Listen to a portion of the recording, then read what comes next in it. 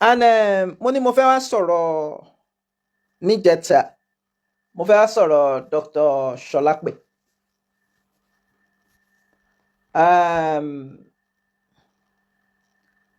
Ṣe rí lára èròjà wèrè Fatai Oríọlá ẹ̀ka lẹ́sà mo kíyàn.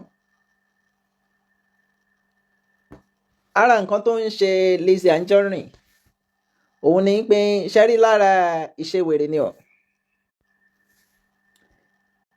Ṣe rí wèrè ńgbà míì nǹkan tó ń wù ú kó jẹ́ bóyá ó wù ú láti jẹ́ dókítà ni o. For example irú Ṣọlápé yẹn ń sìn. Ṣé mọ̀ pé kó tó tún lóun gba dókítà eléyìí bá tiẹ̀ rí a rí sátífíkẹ́ẹ̀tì kan. Èyí tó gbé sátífíkẹ́ẹ̀tì síta yìí. I can say categorically that is a forged certificate. Kò ń sọ̀rọ̀ mo ní dókítà ọ̀rọ̀ mo ní dókítà kan wèrè ní Lizzy Anjorin. Ajàmájẹ̀bi owó ń ṣẹ̀yàn. Ẹ̀yin tẹ́ ń gbọ́ mi ẹ jọ̀ọ́ ibi péèjì la máa lò for now. Kò ń ṣẹ̀yàn. And ẹ̀dá tó bá ti wò ó pé òun lòun dáa jù ṣé mọ̀ pé tó bá ní eléyìí èmi mo kọ́ ṣe èmi mo mọ̀ jù èmi mo fọ́kọ tó dáa jù òun ẹni tó bá ti ń ṣe bẹ́ẹ̀ wèrè ni. Madam Du nígbà tí ó jáde tó ní ẹ̀yin èèyàn ẹ bá wa kọ ju show yìí ẹ bá wa jù sí inú group ẹ dẹ̀ sọ fáwọn èèyàn kó follow page kò lè jẹ́ 110,000 bẹ́ẹ̀ for nothing. I'm sure wọ́n ti gbé page ti bí yẹn lọ bọ́ wọ́n report nǹkan kan lórí ẹ̀ ni so èmi náà máa ṣe dá padà. Ní àkọ́kọ́ ni pé bọ̀ page tá a wà yìí kò ń rìn that's the point. Ṣárí attention ló kàn wá attention mo gba doctor ẹ̀dọ̀ doctor tó gbà gan-an tó tèmi believe pé kò gba doctor ṣé mọ̀ pé mo ò lè mọ́tì. Alákọ̀ọ́kọ́ ẹbẹ̀ lọ́wọ́ kí ni ìdí tí ò fi gbé jáde pé iléèwé báyìí ló fún wọn. Àárí certificate alákọ̀ọ́kọ́ ṣé bí ó yẹ kíyàn tó certificate alákọ̀ọ́kọ́ mọ́ ti kejì ní pẹ́rẹ́ o. Anẹ́wọ̀ wọn tí wọ́n ń kí congratulations ìyá alágbo congratulations ọmọ onídọ̀tí Germany yẹn náà ìyá dúró ṣé wọ́n mọ̀ nǹkan tó ń pè ní doctorate ni doctorate degree ṣé wọ́n mọ̀. Ṣárí irú yìí tóun lóun gbà mo ò ní sọ pé tó lóun gbà mo ń choose a word mi òun ni irú yìí tí wọ́n fún olóyè Ìgbòho tó lóyè Ìgbòho rí lò tí ẹ ò rí o irú yìí tí wọ́n fún MC Olúọmọ tó lóyè MC Olúọmọ ìyẹn náà rí lò ṣùgbọ́n tòun ò rí o. Ẹ̀dùn gbà tí wọ́n fún olóyè Ìgbòho kí ni wọ́n fẹ́ kó fi ṣe. Olóyè Ìgbòho kí ni wọ́n fẹ́ kó fi ṣe. And gbogbo àwọn kíní yẹn gan bíi rubbish ni ẹ mọ̀ tí mo fi pè ń rubbish. Nígbà tí wọ́n bá lè fún yunifásitì bí abẹnẹrí yunifásitì ni o wọ́n fún olóyè Sunday Igboho ń sìn ní in recognition for kíní kan philosophy ṣárí gbogbo yẹn gbogbo èyí tí wọ́n kà tí wọ́n ń fún gbogbo yẹn irọ́ ni wọ́n ń pa ń bẹ̀ kú àti pé kò wúlò fún wọn. Ẹnu ṣó wúlò fún wọn ni kí ni wọ́n fẹ́ fi ṣe. Ká tó wá ní Ṣọlápé ó ń bọ̀ mo fẹ́ lọ sínú picture yẹn kẹ́yìn náà bá wa wò.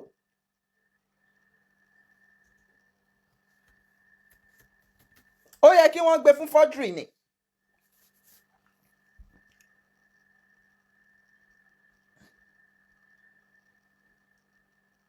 Mo fẹ́ lọ sínú certificate yẹn ni o.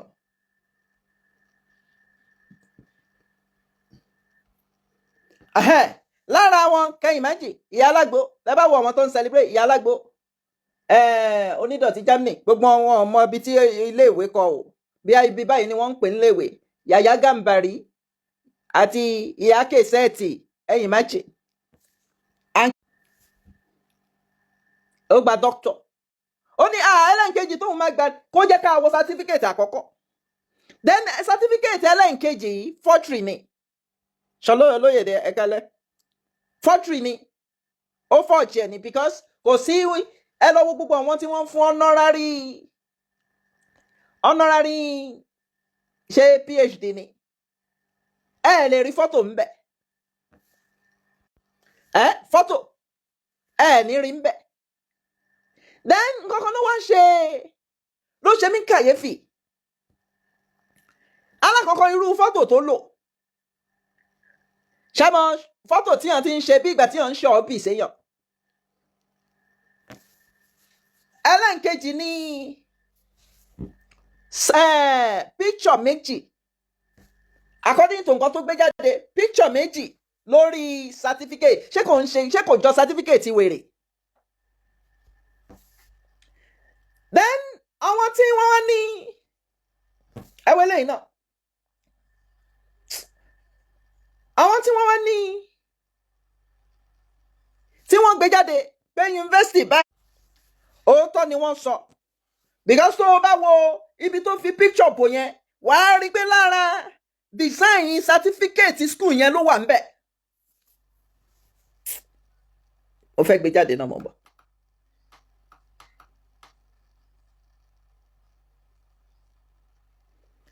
Then púpọ̀ náà àwọn èèyàn wá understand the ẹlòmíì ní academic achievement. How ló fi academic achievement. Lizzy Anjorin tó wò yìí. Wo tó bá ní x-1 is equal to 0 kò mọ yìí tẹ́ sí jẹ́. Mo ò ṣeré o kò mọ o. Then tó bá dẹ̀ máa ṣe ká ní pé ẹni academic ni tó bá máa ṣe PhD mo ò sọ Nàìjíríà o ká sọ pé o fẹ́ ṣe PhD ní UK ń sì for example wà lọ́dún mẹ́ta ṣé gbogbo ọdún mẹ́ta yẹn gbogbo bóun ẹ mọ̀ pé ọdún tó fi ń jáde lórí Facebook yìí èèyàn kan ò lè máa ṣe PhD kó máa ṣerú ẹ̀ àti pé ṣé kò ní ṣe masters ni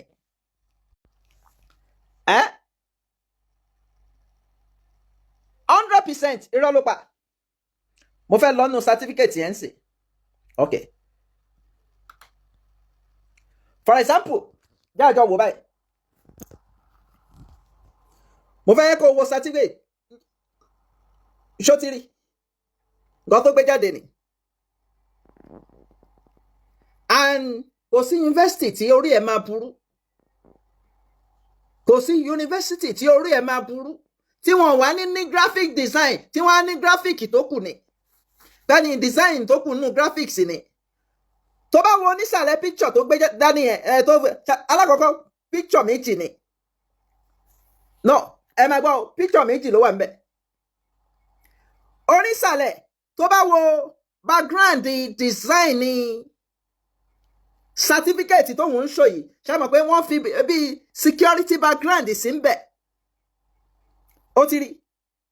Wèrè kò sí university náà tó máa design certificate báyìí. Ìyẹn àkọ́kọ́. Ẹ jẹ́ n lọ síbi ìkejì kó wá compare kó lè mọ̀ pé kò sí nǹkan tí Lizzy ò lè jì ó ṣe fake transfer ó jọkọ ó tún jí certificate. Mo ń bọ̀ university wo lọ́tì ẹ̀ pé náà o.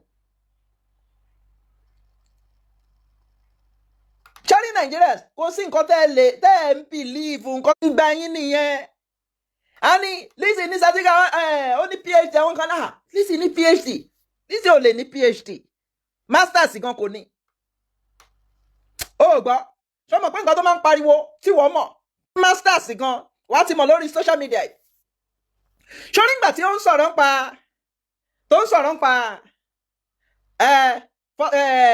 class captain ní mi ní university class captain ní mi ní kinní kan class captain ní mi ní báyìí class captain ní mi ní báyìí ṣé mọ̀ pé ó tún sọ oṣù ṣárí school tó ti ṣe masters náà ó máa sọ á tún ní class captain òun ṣùgbọ́n ẹ mọ̀mọ́ yìí èmi àti ìmọ̀ pé onírọ́ ni.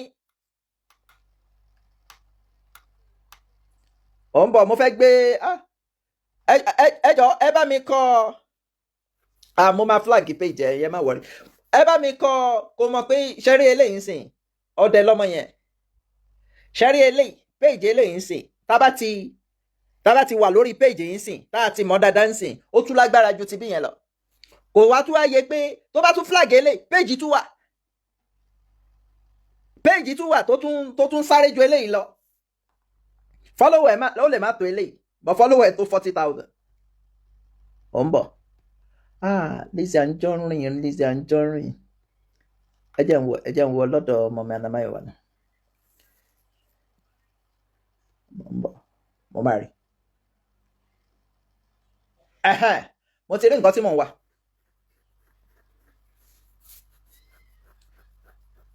má wo mo fẹ́ gbé méjèèjì mo fẹ́ compare and contrast kó lè mọ̀ pé òpùrọ́ lọ́mọ òun òpùrọ́ kò sí nǹkan tí ó lè jí bó ṣe wà yẹn ẹ̀yà àkọ́kọ́ lọ bí wo. This is the original certificate. Mo ń bọ̀. Mo fẹ́ mú nǹkan padà ní mo ń bọ̀.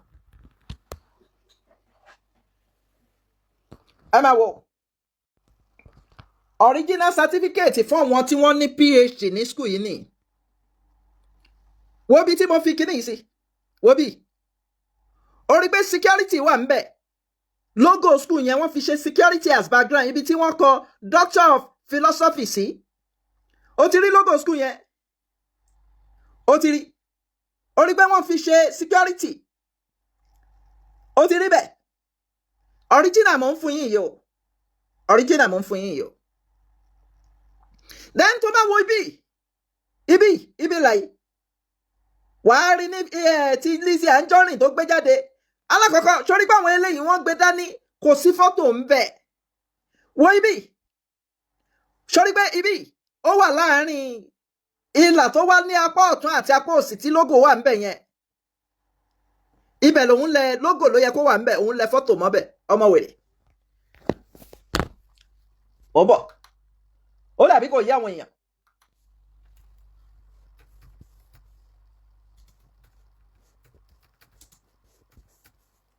Òun ní pé tí irú ní irọ́ ló pàṣẹ. Ṣé mo máa mọ ọmọ tó mú mi ní bàbá tì ní? Mo ò lè mọ̀ tí irọ́ ló pa. Mo fẹ́ lọ sórí tibí yẹn dáadáa.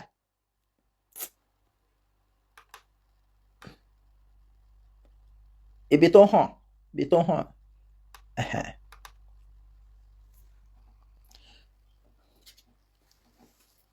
Ó yẹ ẹja wò lẹ́ǹkan sí. Tó bá wo bí.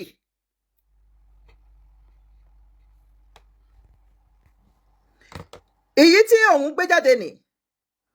Wọ́n alákọ̀ọ́kọ́ fọ́tò yìí. Ẹ mọ̀ pé èyí tí mo fi hàn yín lẹ́ǹkan ibi fọ́tò yìí ni logo wà. Ibi tóun fi fọ́tò yìí sí.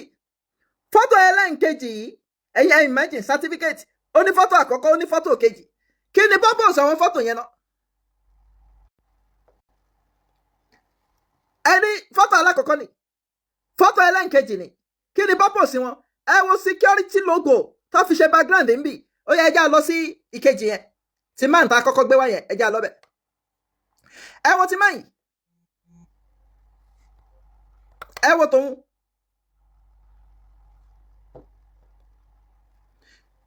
Ẹ rí pé ibi orí ẹ̀yẹn kí ló ṣẹlẹ̀ ń bẹ̀? Ó gé. Kí ni ìdí tó fi gé ni pé nígbà tí wọ́n ń ṣe ayédèrú ẹ̀ ṣé mọ̀ pé tí wọ́n bá fẹ́ crop nǹkan bí wọ́n ti scan ẹ̀ ṣẹ́gẹ̀tì ń sìn wọ́n scan ni wọ́n wá fẹ́ crop ẹ̀ wọ́n crop ẹ̀ wálẹ̀ so that orúkọ school yẹn ò ní yọ ń bẹ̀. Because káti ẹ̀ wá sọ pé ó fún school ní picture ṣéyàn máa ń fún school ní picture tó ti gé lórí ni mò ń já ẹni o tó o bá fẹ́ crop ńgbà míì nígbà míì tó o bá crop ẹ̀ dáadáa bí o wà lórí bóyá CorelDRAW or Adobe Illustrator nígbà míì wà torí wọ́n fẹ́ bo orúkọ school yẹn. Then tó bá wo ìlà yìí ó ti rí ìlà tí ó yọ lẹ́yìn Lizzy sórí eléyìí ó ti rí ìlà yẹn ó ti rí ìlà kejì yìí náà ó yá já lọ́wọ́ original ṣó ti rí original ó ti rí eléyìí ló fi fọ́tò bò ó dẹ̀ gbé fọ́tò kan sí òkè ń bì then ẹjẹ́ àtún lọ wo fake tiẹ̀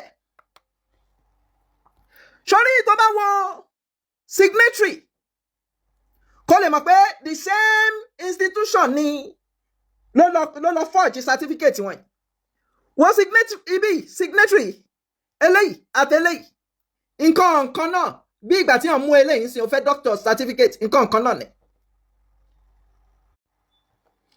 nǹkan náà ni ẹ bẹ̀rẹ̀ àṣà báwo ló ṣe wá ní doctorate àbí doctorate degree àbí báwo lẹ́tẹ̀ ṣe ń bá pè é àbí báwo ló ṣe ń pè é ṣó ti rí ibi tó fi ọwọ́ sí yẹn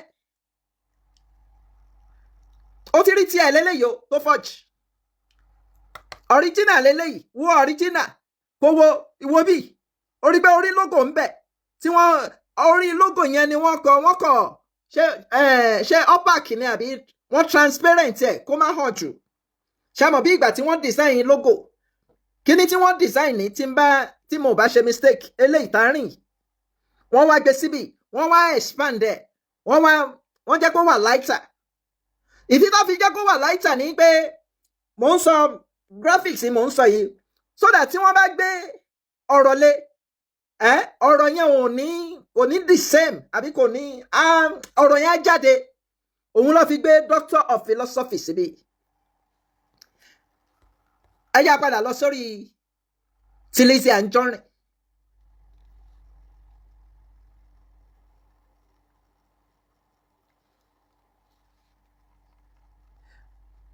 ò ń súnmọ́ ni o sórí eléyìí ó ti rí bí eléyìí mo sọ pé logo ni tí wọ́n múnú logo yẹn ìwọ tí ó bá ń lo Adobe Illustrator àbí CorelDRAW wàá mọ̀ nǹkan tí mò ń sọ tó bá ti lórí òun ni pé tí tó bá mú logo ń sìn ó fẹ́ fi ṣe background background bóyá letterhead ń sìn wàá wá jẹ́ kí tó bá yẹ pé logo yẹn 100% colour ló wà opacity 100% ni wàá wá reduce ẹ̀ tó bá fi sí 50 ó máa wà lighter tó bá fi sí 30 ó tún lè wà lighter something like that ìyẹn nìyẹn ṣó ti rí pé kò nídìí kẹ́ ẹ máa wá yúgbà kò gbà ń bì kankan ó forge ẹ̀ ni ó gbọ́ nǹkan tí mo ń sọ sórí gbogbo gáùn tó wọ̀ yìí wọ́n rent gown one wọ́n lè rán gown ó di méjì ẹ jẹ́ lọ sọ́dọ̀ bàbá yẹn ó ti rí original Pro West University Delaware USA eléyìí kọ́kọ́ wo bí signature kọ́kọ́ ni the same signature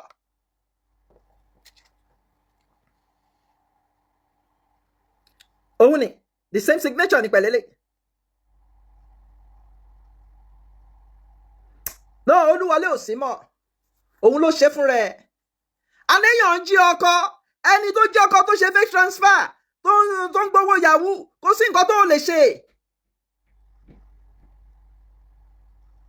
ìwọ ṣé kò wá embarrassing kí wọ́n sọ pé certificate ní picture méjì ni ṣé kò wá embarrassing wọ́n náà wò eléyìí ó wà embarrassing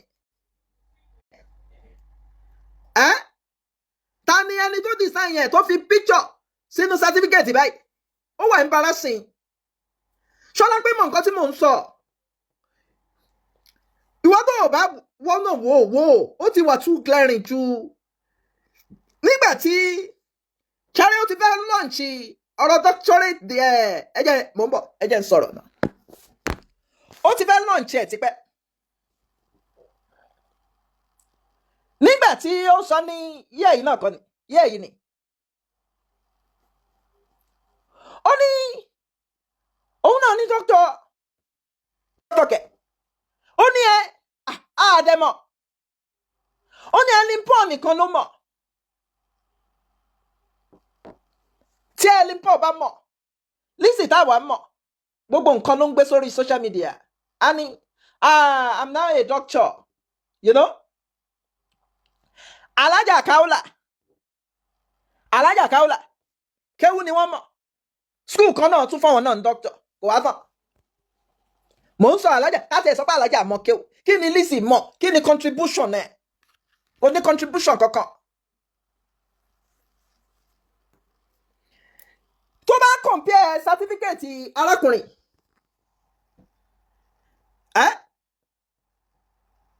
this is certificate ohun yàn then again ní pé school wa ní máa ṣe individual kọ́ máa fún photo sórí individual kìíní náà ṣẹ́rí certificate yìí sìn wá ti kó wọn kọ̀ bọ̀ irú picture wo leléyìí torí Ọlọ́run níṣẹ́ ó ti yá wèrè gan wèrè èmi ò mọ̀ pé wèrè ẹ ti kọjá ibi tí mo filẹ̀ sí ẹ wò picture 1 picture 2 ẹ wò logo yìí logo ló fi kíní yìí bò picture eléyìí logo ló fi bò.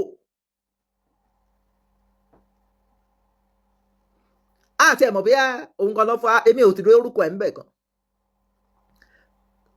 mo ò rí orúkọ ẹ̀ ń bẹ̀ ẹ wò logo 1 logo 2 orí picture gan ó ti gé eléyìí kó lè mọ̀ pé picture tó ń rí certificate tó ń rí ẹ ní láti béèrè school wo ló ti gbà òun ní ibi tó ti wá ní ẹ ṣáà rí signature ń bẹ̀ ẹ rí signature 1 signature 2 the same thing náà ló wà ní eléyìí signature 1 and 2 gọkàn náà ni.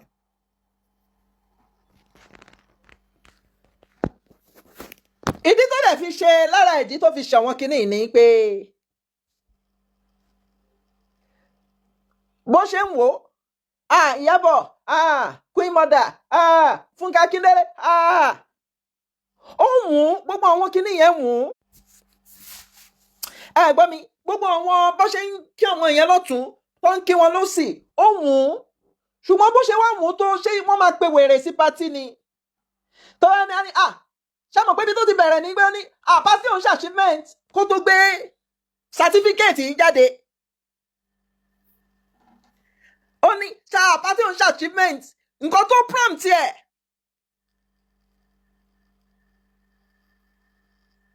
nǹkan tó prompt ẹ̀ gangan ni ẹ o.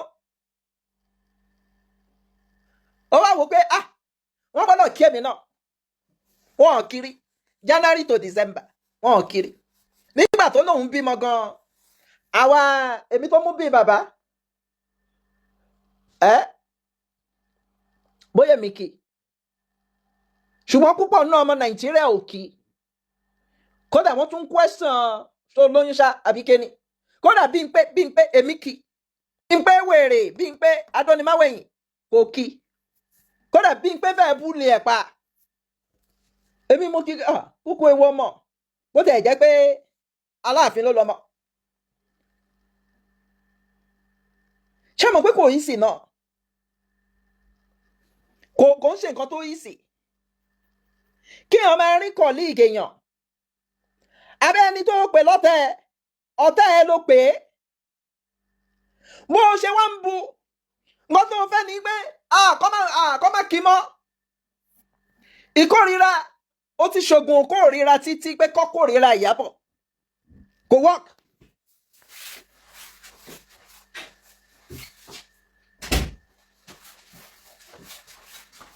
ó ti ṣe oògùn ìkórira ẹlòmíràn ní báwo mo ṣe mọ̀ mo mọ̀ èèyàn tó jáde ṣé bí n pé kò ń ṣe girlfriend mi o ó fẹ́ wá rape mi ni bí n pé òun ṣe girlfriend mi ó fẹ́ èmi ò dẹ̀ mọ àdúrà tí ìyá mi ń ṣe fún mi irú yẹn wá rape mi kódà ò ní lè sọ wọ́n pé wọ́n máa fi mí ṣe yẹ̀yẹ́ bí ṣe dàgbà tó yìí kí wọ́n ní bí n pé rape mi kò tẹ̀ sẹ́ni tó máa believe in the first place ṣùgbọ́n tóun bá ní lágbáyà ó máa ká mi mọ́lẹ̀ ó máa rape mi wọ́n máa believe òun ayé tá à ń gbé nìyẹn. And imagine ṣé bí mi ló yẹ kí n sọ pé mo wà ń torí ẹ máa ń lò fún mo rò pé ó lọ́pọlọ láti gba ẹ yẹn ni èmi ló yẹ kí n sọ pé mo mà ti wà ń junction lẹ́yìn kó wá ní ibo ló wà junction lé ó yẹ mo ń bọ̀ máa gbé ń sìn èmi ló yẹ kí n wà ń position yẹn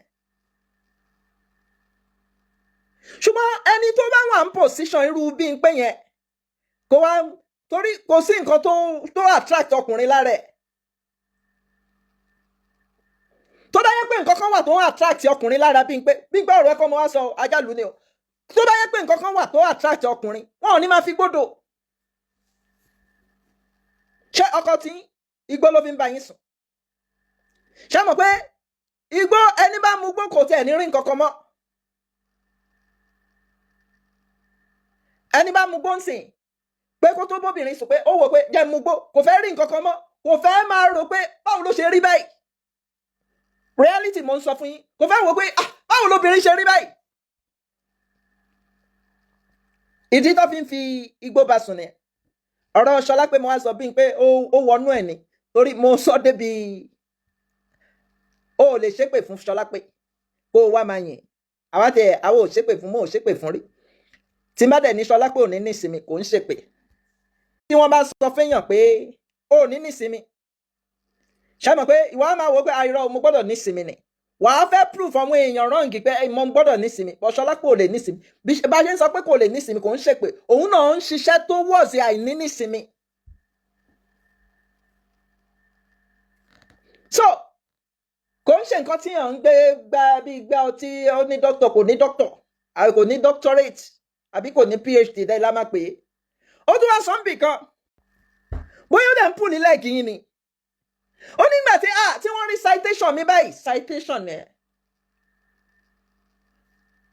ṣé olóyè Ìgbòho sọ pé wọ́n rí tòun àbí olóyè Ìgbòho kàn kankan sí wọn? no wọ́n kàn wò pé olóyè Ìgbòho ajàfọwọ́ ẹ̀tọ́ ọmọ ìlú justice làwọn eléyìí bó tiẹ̀ jẹ́ pé àwọn náà wọ́n ṣe olóyè Ìgbòho mú. ṣé MC Olúọmọ níbi táwọn èèyàn tó wá dà tìdé kájẹ wá sọ pé honorary Lizzy ò wọ́ tí kí wọ́n fún ní ọ̀rẹ́, ṣé tí olè tó ń jà nínú mọ́ta ṣé ìyẹn ni wọ́n fẹ́ fún ni? ẹ̀dùn náà ṣé tí olè tí ó jà nínú mọ́ta àbí píkà fún àwọn yahoo tí ó jẹ́ ṣé ìyẹn ló fẹ́ fún? àbí àwọn ọmọ tó wá ń gbé ṣépè lórí social media lójoojúmọ́ ẹ rí i pé kò ní nǹkan kan pé wọ́n fẹ́ fún ìdí tí wọ́n fẹ́ fún náà. and the same way náà mo kàn ń fi olóyè wé ṣé mọ̀ pé olóyè Ìgbòho ìdí tí mo fi ń fi olóyè Ìgbòho wé ni pé àti MC Olúọmọ nítorí àwọn náà gbà àti Alájà Kaola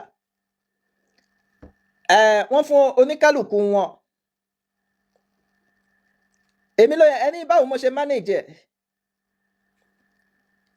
mọ́mọ́ yìí pé wèrè ni even gbà tó súnmọ́ mi tó mú mi bíi bàbá. ìjọ kan ti wà rí tó yẹ pé Àfáà Saheed wà lórí fóònù ṣé mo pé èmi ò gbá súnmọ́dẹ. máa ní Ṣọlá pé o báyìí ni ọ̀rọ̀ yìí o báyìí ni ọ̀rọ̀ yìí o because tí wọ́n bá ń jà lórí bí wọ́n ṣe ń jà lórí social media ó fẹ́ jà lórí social media ó mọ bí wọ́n ṣe ń jà ó lè win ní battle social media. Ṣọlá pé ó lè win ní any battle.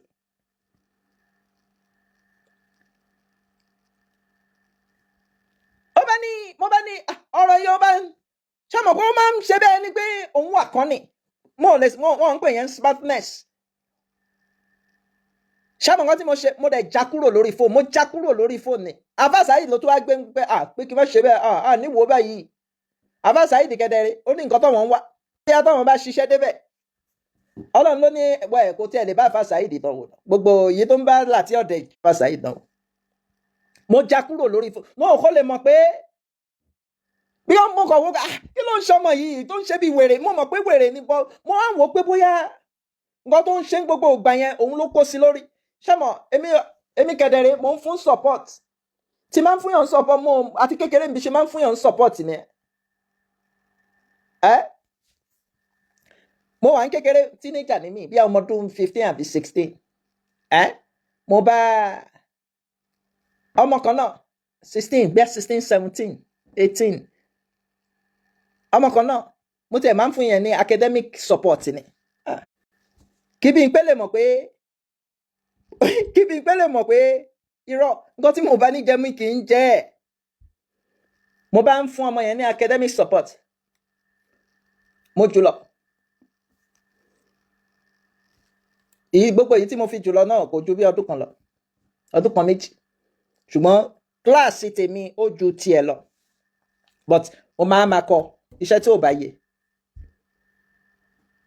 Ó bá dijọ́ náà, ọmọ náà bá lọ wẹ̀. Màá bọ̀, mo wà ní 17, 18.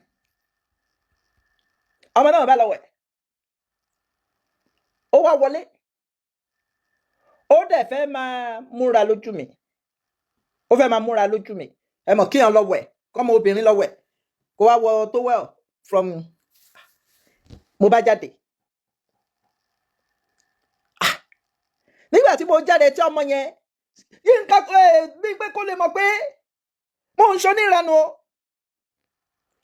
Tí ọmọ yẹn múra tán, tó wá bá mi ń ta, torí mo máa ń lọ, in fact, débi pé ìyá ọmọ yẹn gan tí bá ti dé báyìí á máa kánra mọ́ ni. Ọmọ yẹn wá ń béèrè lọ́wọ́ mi, kí ló dé tí mo sá jáde? Ó lọ́wọ́ ni, ó múra lọ́wọ́ ni, mo lè dúró. So bí mo ṣe rí nìyẹn, mo ń ṣòkòbò, ṣùgbọ́n nǹkan tí yóò bá ní jẹ má fi ràn mọ́. Support mo lọ fún. Ṣẹ́gẹ́ ìtẹ̀ ń sè. The same way bí mo ṣe ń fún Ṣọlá pé ń support. Ṣé mo pé mo fún support débi pé ẹlòmíì á ń wo kódà lórí social media gan ẹlòmíì ni ó fẹ́ Lizzy, ó fẹ́. Èmi ò ń gbé sàárà mi dé mọ́ṣáláṣí débi pé màá gbé kọjá mọ́ṣáláṣí. Support kí ni nǹkan tó ń ṣe? Nǹkan tó ń ṣe ni wèrè wà lára Ṣọlá pé okay, báwo ni at least tí wèrè yẹn ò bá tiẹ̀ ní lọ, báwo la ṣe lè káàmù wèrè yẹn down? Support ni. Nígbà tí àfà Saheed wá wò PMP ó ní naam, PMP mo ní naam, ṣé mo ní nǹkan kan pẹ̀lú Lizzy Anjorin? Mo ní mo ò rórí. Mo ní mo ò rórí. Pé ńgbà míì wà, ìyẹn lè máa ro nǹkan. Bí ọkùnrin mi lè wà pé kí ó máa ro nǹkan, kẹ́rù má bàá láti báwo mo ṣe fẹ́ sọ fẹ́ nì. Ìkan nìyẹn. Kò tiẹ̀ ṣe lọ́kàn mi rí pé mo ò rórí. Torí oníkálùkù ló ní irú oúnjẹ tó máa ń jẹ. Lizzy ò sí lára irú oúnjẹ tí máa ń jẹ. In fact, tí wọ́n bá tiẹ̀ wá sọ pé nínú Fọlá àti Lizzy, màá kọ́ mú Fọlá kí n tó mú Lizzy. Mo ò tiẹ̀ ní mú Lizzy, kí ni mo ń sọ yìí?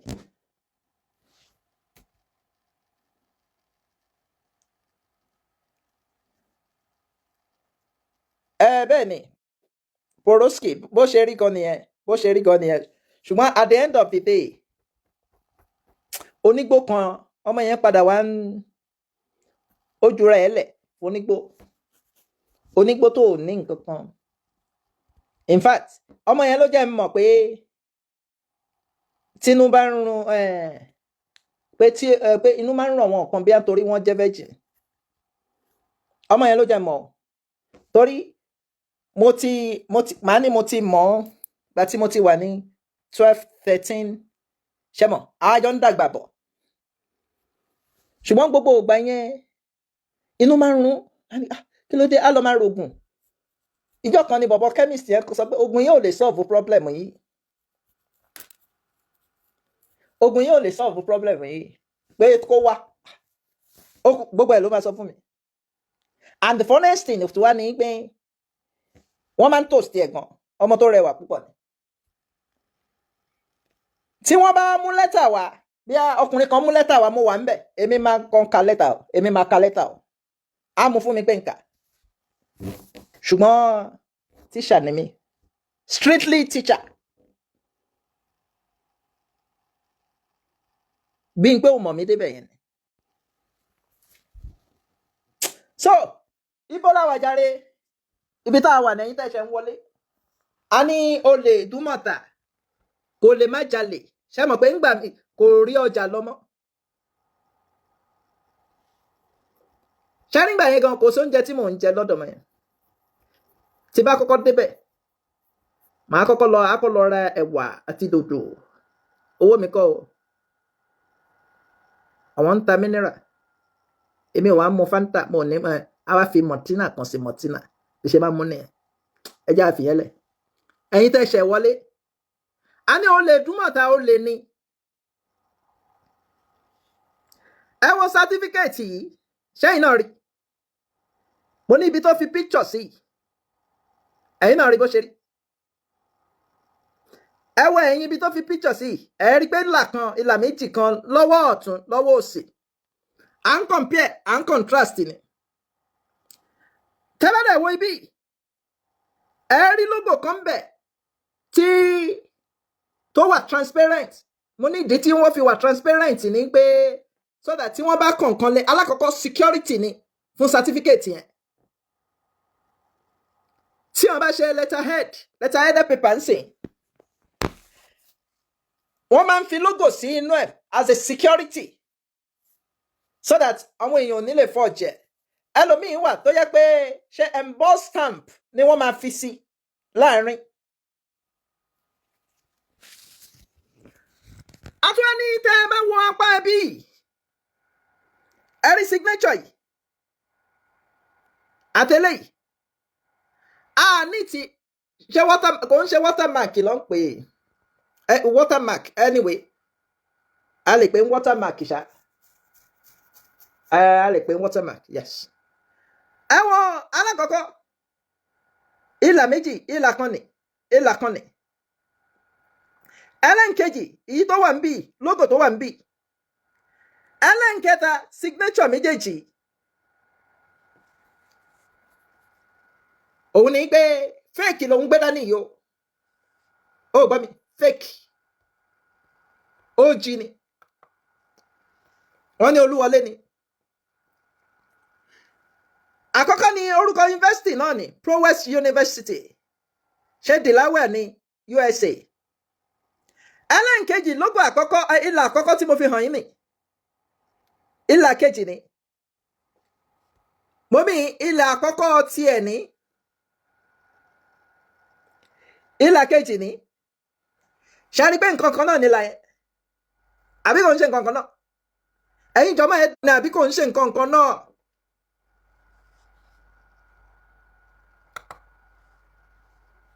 ó ti rí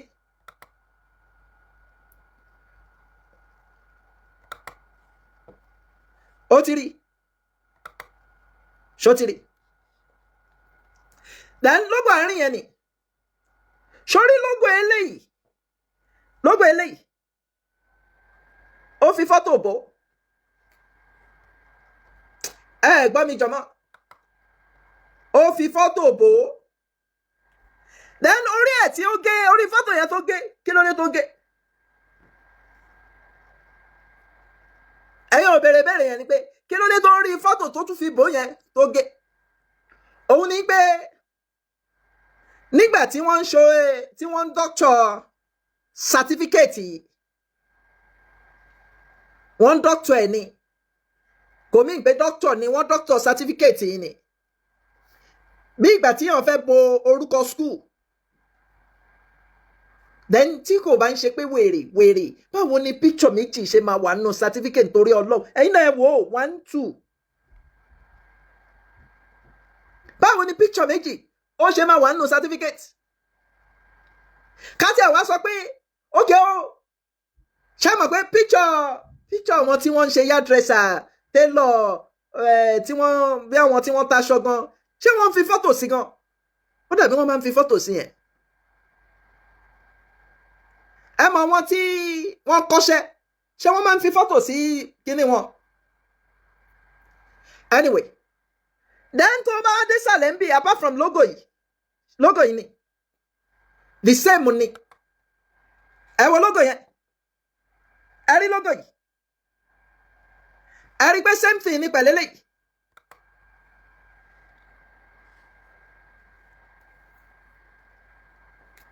ìyẹn kan then tó bá wo gáàrùn tó ń wọ̀ orí logo yìí àbórí orí eléyìí tó wà lára gáàrùn ẹ̀yà ajá tún lọ bí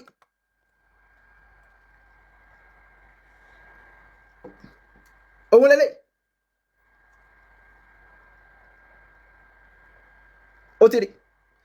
ó ti wo logo yìí já lọ sọ́dọ̀ Lizzy. Same thing kọ́ ni logo yẹn. Logo eléyìí àti eléyìí. Wo tààrin certificate yẹn. Ṣé same thing kọ́? Wo logo yẹn. O ti rí àárín certificate yẹn. Ó yá wo. Ṣé same thing kọ́? Àwa lọ sí signature tó wà níbí. Orí signature tó wà níbí. Àti tẹ́lẹ̀. The same signature ni. Ìyẹn ló fi ń sọ fún yàn pé certificate school yìí ni wọ́n doctor. Ṣótìrì. Certificate school yìí òun ni wọ́n doctor. Then àwọn kan wá ní Prowett University. Wọ́n tún wọ́n lọ ṣe research pé àwọn wo ni wọ́n fún ní honorary ní 2025. Bóyá in absentia ni o. Wọ́n ṣá àwọn wo ni wọ́n fún. Wọ́n bọ̀. Ìdí yìí ó gbọ́dọ̀ kú tó bá kú. Wọ́n bọ̀.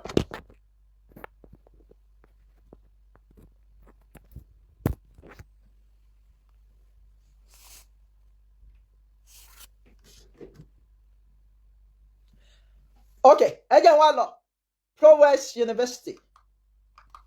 Àníyàn jí nǹkan ni, orí nǹkan jí lọ́jà mọ́, gbogbo ọjà ló ti mọ̀.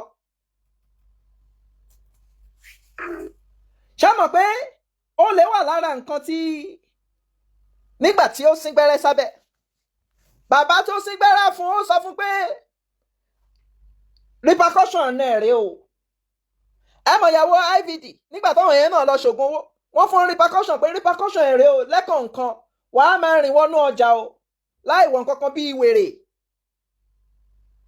Wọ́n sọ fún IVD ìyàwó ẹ̀.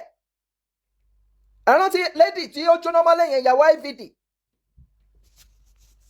Nígbà tóun lọ sí gbẹ́rẹ́ sábẹ́ wọ́n sọ fún pé lára nǹkan tó máa ṣẹlẹ̀ lẹ́kọ̀ọ̀kan rèé o. Wọ́n náà wò ó jalè ní Canada àbí kò jalè ó nọ́kè. Ó jalè ní Dùmọ̀tà. Ó fẹ́ aṣọ ẹ̀há ó lọ fi jalè. Òun náà ló tún ti rí sí ó tún wá jí certificate. Prowett University. Ṣé Prowett ni?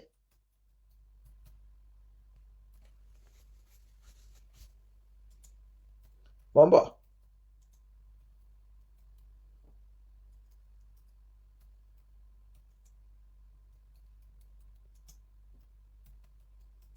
$2025.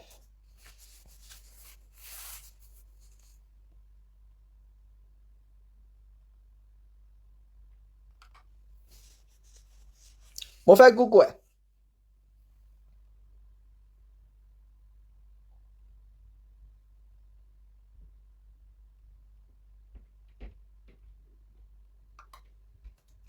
Tí n bá rí mọ́ orí ni ẹ̀ University USA.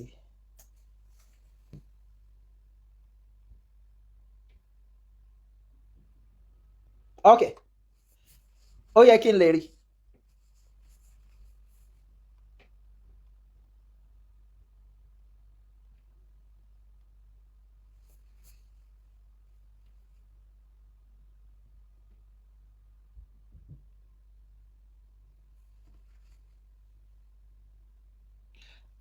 Alákọ̀ọ́kọ́ wọ́n ní kó tó lè fúnyàn ní honorary doctorate àwé tí Lizzy Anjorin jí certificate wọn.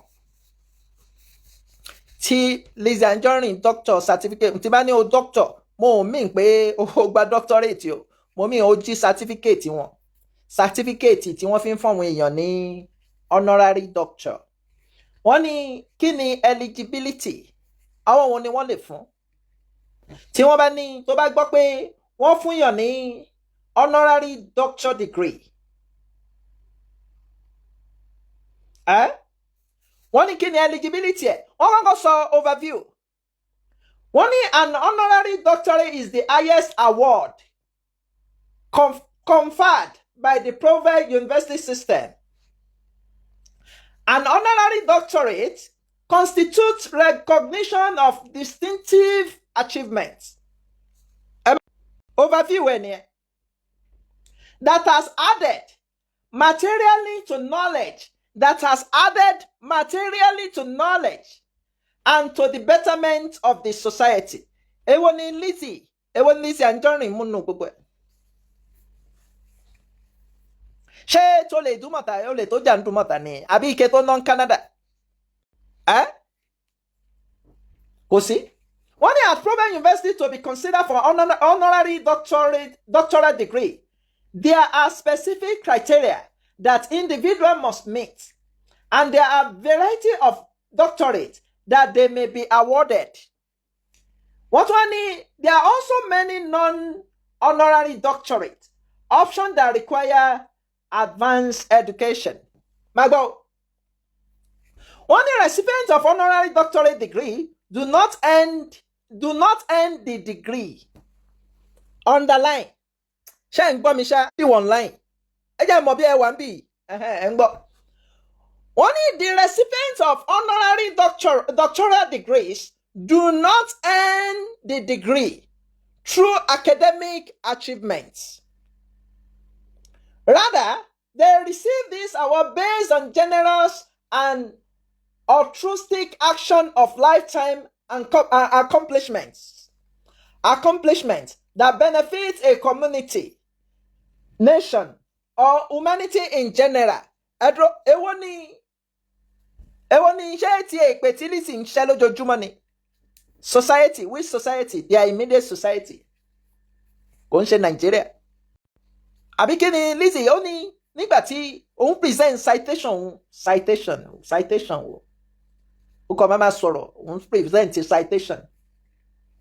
Wọ́n wá ní, some schools allow candidates to apply for consideration for the degree, while others require nomination by a third party. Each university that confers honorary degree establishes its own criteria for acceptance. So, wọ́n wá ní eligibility. An honorary doctorate may be awarded to an individual who has achieved acknowledged eminence in cultural affairs. Lizzy kò ṣe yẹn. In public affairs. Lizzy is a public nuisance. Or in a field of knowledge and scholarship. Kò sí ìtò ń ṣe ń bẹ̀. Consistent with the ideas and purpose of the university. Kò sí ìtì òun ṣe ń bẹ̀. An honorary doctorate recognizes the extraordinary and lasting distinction. Nominees need not have been educated. That is, before they can award you an honorary doctorate. Pé o need láti pé kó kàwé. Òun mo fi mention MC Olúọmọ Ìgbòho lórí àwọn méjèèjì ò kàwé. Though wọ́n bímọ tó kàwé. At or otherwise associated with the prowess university before being conferred with the degree. Honorary degrees are not awarded to encourage or reward financial contribution to the university. Wọ́n ní tó bá gbówó wá kò ń ṣe torí owó ni wọ́n á ṣe fún ẹ. Wọ́n á wò pé kí ni impact ẹ ní society. Ṣọlá pé ò dẹ̀ ní impact kankan. Ó ń ba àwùjọ jẹ́ ni. Ẹ gbọ́ mi, Ṣọlá pé ń ba àwùjọ jẹ́ ni. So, nǹkan tí yunifásitì sọ nìyẹn. Mo ṣe ń wá àwọn orúkọ academic scholarship. Ó dẹ̀ tún purọ́ ẹ̀ ń wá yunifásitì tó fún mi àbí? Ẹ má wọrí ẹ̀ ń wá yunifásitì. Báwo ló tún ṣe ń wá kó ojú báyìí lọ? Orúkọ àwọn tí tó fún ni. Àmọ́ ní orúkọ àwọn tí wọ́n fún.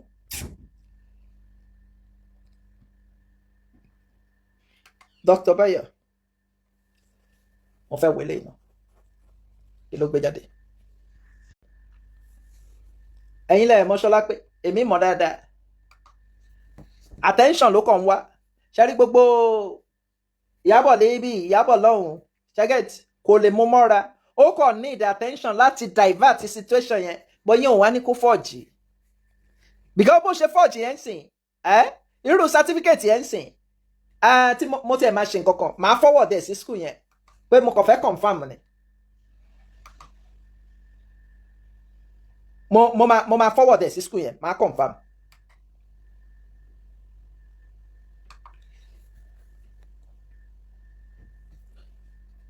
Mo máa confirm. Lizzy. Because wọ́n ní contact us. Wọ́n dẹ̀ máa dáhùn.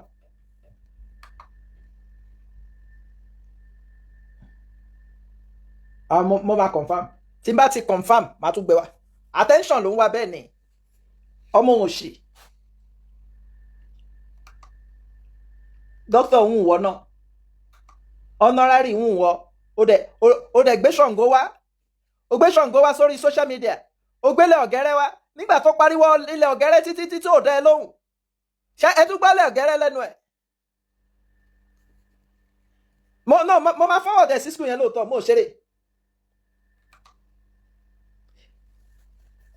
nǹkan tí mo máa ṣe ẹ mọ̀ nǹkan tó ṣẹlẹ̀ ẹ jẹ́ máa ra domain kan lálẹ́ àti máa ra domain kan domain yẹn máa fi forward ẹ̀ sí wọn so mo ò ní lórúkọ láti fi forward ẹ̀ sí wọn máa ra domain yẹn customized domain máa host email kìíní bẹ̀ máa wá fi forward ẹ̀ sí wọn ṣó ní ó ya wèrè ní Lizzy ó máa ṣe wọn wá rí lẹ́yìn yẹn tí bá ti wá forward ẹ̀ sí wọn màá ní kó ṣe disclaimer ká bá wọn publish ẹ̀ anyway ọ̀rọ̀ Ṣọlá pé nìyẹn no mo máa ṣe lóòótọ́ o mo tiẹ̀ máa ṣe mo máa ṣe ẹ jẹ́ ń lọ sórí máa lọ ra domain sí mọ́ bọ̀ orúkọ wo ni kí n fún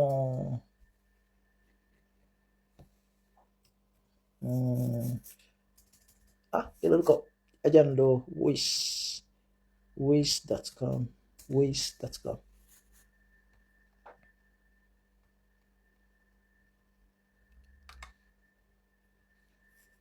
mo ò ní sọrúkọ domain yẹn tí bá ti ṣe so títí Monday ẹyà Monday Tuesday wọ́n reply.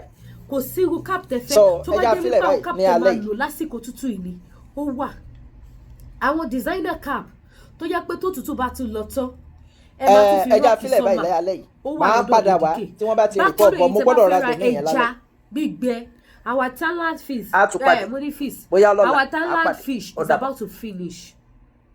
about to finish ẹja Thailand fish wa ti fẹ́ tán ẹja àwọ̀ wa náà ti ṣe bye bye kí ilẹ̀ tó ṣí ọjà mi wọlé sí yàtọ̀ sáwọn tó wà lójú ọ̀nà ó ti di January kọ́nà máa pòkù ló ń sọ̀rọ̀ kàmáà rí báàgì jẹ́ eléyìí yàtọ̀ sí tí mo máa ra ọjà every week mi ì ṣe yẹn this time around because àwọn ọjà tá à ń expect gan ti last month wà bẹ́ẹ̀ kò tí ì dé ọjà last month wà bẹ́ẹ̀ so December period báyìí àti cargo ọjà ó máa ń lágbára so mo ti cargo gbogbo ọjà tí ma cargo for this year kọlọdẹ mi sì ju ọdún tó ń bọ̀ lọ so gbogbo ẹ̀yin tẹ́ bá fẹ́ gbogbo ẹ̀yin mọ́mì mi tẹ́rí skirt and blouse kan ní ara mi bíi purple báyìí tẹ́wọ́n ní Lady K ìjọ́ tí mo wọ aṣọ yẹn mo wọ̀ ọjọ́ Sunday kan báyìí àwọn tó pè mí fún aṣọ yẹn wọ́n lé ní 4 Lady K ṣó nígbà aṣọ tó wọ̀ yìí ẹ̀yin mọ́mì mo fẹ́ fàsìkò sọ fún yín pé aṣọ yẹn ti wà I'm very sure pé nínú ọ̀sẹ̀ yìí ó máa wọlé sínú ṣọ́ọ̀bù lágbára Ọlọ́run because àtìgbà yẹn náà ni mo ti order fún so skirt and blouse yẹn tó fine tí apẹ́ dàbí bible round by kí n máa júwe ẹ̀ fún yín ó wá jẹ́ 2 flared níbi waist by ó tún wá ní kíní ní wájú by bíi stole purple by gbogbo ẹ̀yin tẹ́ bá ní ìdáṣọ yẹn skirt and blouse yẹn ó ti wà ó máa tó dé ní ọ̀sẹ̀ ẹ tètè pè mí kí n lè mọ ẹ̀yin tẹ́ ní ìdí actually akó wọlé tó pọ̀ gan ó pọ̀ gan tí mo order so kò jẹ́ aṣọ tó ń bọ̀ lọ́nà nìyẹn lẹ́yìn yẹn gbogbo aṣọ ọdún tẹ́ bá need ó ti wà ńlẹ̀ bí ẹ má dára yín láàmú ẹ tètè wá place order gbogbo ẹ̀yin tẹ́lẹ̀ ti raṣọ ọdún gbogbo ẹ̀yin tẹ́ rajà ọdún ẹ wò tí má ní mo mọ bí mo ṣe lè dúpẹ́ irọ́ ni mo pa ò ẹ bá share ètò yẹn ní gbọ́mọgbè ẹ ní gbọ́mọ sí kí gbogbo àwọn tó patronize mi kó lè rí wípé mò ń dúpẹ́ ẹ ń jọ mí ní ojú ẹ ń yà mí ní ẹnu ẹ̀yin ará Amẹ́ríkà ẹ̀yin ará UK ẹ ní ṣòfò láyé yín ayé ò ní mú yín because tó bá sọ wípé Lady K àwọn wo ló ń patronize ẹ jù Amẹ́ríkà àti UK máa ní Amẹ́ríkà àti UK máa ní àwọn tí France náà ń ṣe bẹ́ẹ̀ o France Spain ó sì ẹ̀ tó yà mí alálùbáríkà kan yéé Lady K mo fẹ́lẹ̀ Lady K mo fẹ́lẹ̀ Lady K mo fẹ́lẹ̀ gbogbo yín pátápátá ẹ̀ ní rí bàdùjẹ́ lórúkọ Jésù bẹ́ẹ̀ ṣe wọ̀ mí ṣe láàánú ọba tó ní mí tó dá mi Ọlọ́run tí mò ń sìn láì mú nǹkan kan mọ́ á bá mi ṣe kíni á bá mi ṣàánú fún yín mo jókòó mo kàn wò ó mo wá sọ fẹ́yàn kan mo ní in fact mi ò mọ bí mo ṣe fẹ́ dúpẹ́ ẹ̀yin ọmọ Yorùbá mo really appreciate mo dúpẹ́ lọ́wọ́ yín ẹ ṣé mo mọ̀ lóore mo dúpẹ́ mo tún dún ọpẹ́ dá fún gbogbo nǹkan tẹ́ ẹ ṣe fún mi fún gbogbo bẹ́ẹ̀ ṣe patronize mi tẹ́ ẹ bá mi rajà mi ojú òní tì yín o ẹ ní mo bójú ọmọ o ìbànújẹ́ òní kọgùn sílé yín o mo mọ̀ lóore o gbogbo ọjà tí mò ń tà títí lórí African food ẹ̀yà ara Amẹ́ríkà ti ẹ̀jọ́ mi lójú pẹ̀lú bọ́dọ̀ ṣe jì wọ́n ní Lady K mo fẹ́ lùbọ́ mo fẹ́ gàrí mo fẹ́ sẹ̀mó mo fẹ́ po gbogbo epo tí mo ní 4 litre ló ti tán 2 litre nìkan ló kù àti 1 litre àwọn ará Amẹ́ríkà ló rà èyí tí mo tà fún lépo bẹ́ẹ̀ fún ará Canada bí alójú márùn lọ mo dúpẹ́ ẹ ṣé torí ẹni tá ṣe lóore tí ò dúpẹ́ bí ọlọ́ṣà kò ní lẹ́rù lọ tí ò bá ṣe pé wọ́n máa ń pọ̀ lórí fóònù mi ni gbogbo èyí tẹ́ ẹ̀ bá mi rajà ó yẹ kí n máa pè yín wọ́n bá wọ̀ lórí fóònù kí n máa dúpẹ́ lọ́wọ́ yín ọ̀sẹ̀ èèyàn mélòó ni mo fẹ́ pè ju wípé kí n máa wá dúpẹ́ general lọ́wọ́ gbogbo èyí tẹ́ ẹ̀ patronize mi tẹ́ ẹ̀ bá mi ra aṣọ ẹ ṣé mo dúpẹ́ gbogbo yín ẹ ṣé ojú òní tì yìí àwọn ọmọ yóò ní dológun àná ayé òní gbaṣọ yìí lára yín ẹ ní nìkan ṣayé yín gbogbo ẹ̀yin tẹ́ máa ra spiritual items lọ́wọ́ mi tẹ́ tún wá introduce àwọn èèyàn sí mi ẹ rí ìyanu Ọlọ́run lẹ fi introduce àwọn èèyàn sí mi pé dájúdájú àwọn iṣẹ́ tí Lady K tai ó confirm mo gbà ládùúrà ní orúkọ Jésù ohun tí Ọlọ́run ò fi ní gbọ́ títí yín mọ́ kò ní ṣẹlẹ̀ sí yín because Ọlọ́run ni mò ń pè tó dẹ̀ ń dá mi lóhùn lẹ́sìn rí títóbi ẹ̀ lẹ fi kọ́ọ̀tínà tí wọ́n máa ra spiritual products lọ́wọ́ mi gbogbo yín pátápátá ògo yóò ní wọ̀ ayé ò ní mú yín ẹ ní gbàgbà tí àdúrà ò ní ṣe títí yín tì gbogbo èyí tẹ́ ẹ wá Ọlọ́run mi wá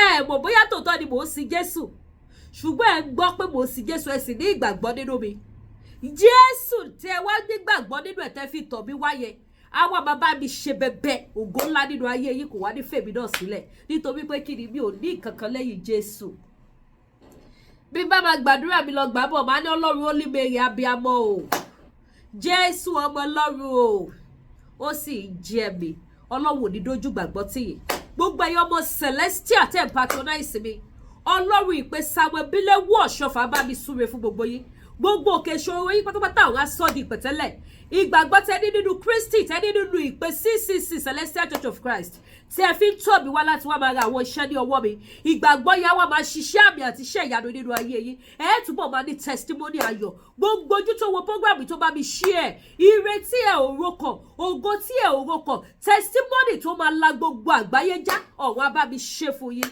gbogbo èyí tẹ́ ẹ wọ́ mi ṣe láàánú ẹ má wò pé ẹ ṣàṣedànù o mo rajà lọ́wọ́ Lady K kò dúpẹ́ lọ́wọ́ mi ẹ má wò yẹ ọ̀run ti bá mi súre fún yín kò sí ẹni tó rajà lọ́wọ́ mi tí mi ò kí ń fi àdúrà gidi ránṣẹ́ sí yín àmì náà kàn wọ́n láì kí wọ́n máa rojọ́ because mo jẹ́ èèyàn kan tó yẹ pé